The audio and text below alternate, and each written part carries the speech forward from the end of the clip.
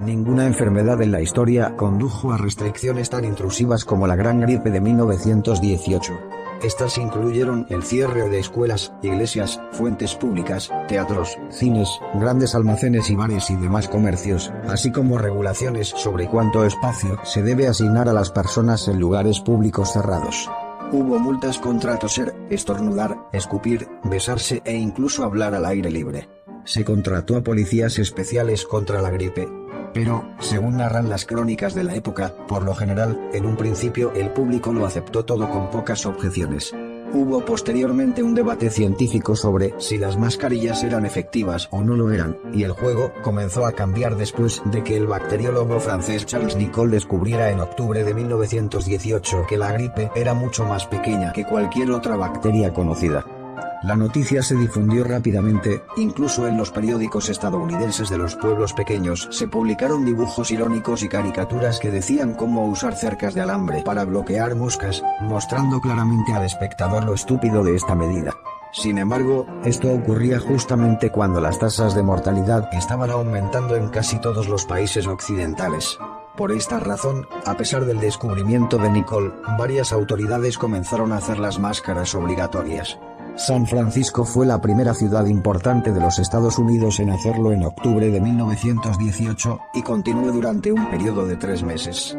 Numerosas fotografías sobreviven de grandes multitudes con máscaras en los meses posteriores al descubrimiento de Nicolle. Pero muchos comenzaron a desconfiar de las máscaras y las vieron como una violación de las libertades civiles.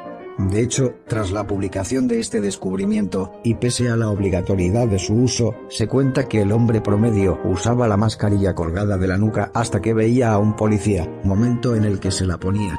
Y la mayoría de las personas practicaron incluso agujeros en sus máscaras para meter los cigarrillos y poder continuar fumando.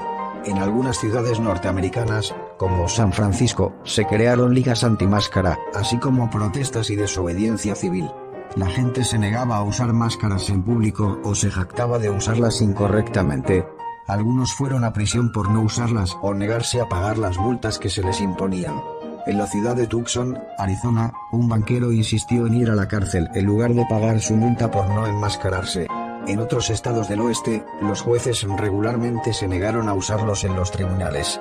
En Nueva Gales del Sur, los informes de violaciones inundaron los periódicos inmediatamente después de que las máscaras fueran obligatorias.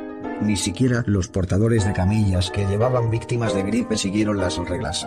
La prensa libre de aquellos días constantemente daba noticias que mostraban la inutilidad de las máscaras faciales para luchar contra la pandemia. Así, el jefe de la Junta de Salud del Estado de California había presentado a fines de 1918 hallazgos del Hospital Mejor Administrado de San Francisco que mostraban que el 78% de las enfermeras se infectaron a pesar del uso cuidadoso de las máscaras. Los médicos y las autoridades de salud también presentaron estadísticas que comparaban las tasas de mortalidad de San Francisco con las cercanas San Mateo, Los Ángeles y Chicago, ninguna de las cuales hacía que las máscaras fueran obligatorias. Sus tasas de mortalidad fueron no peor o menos.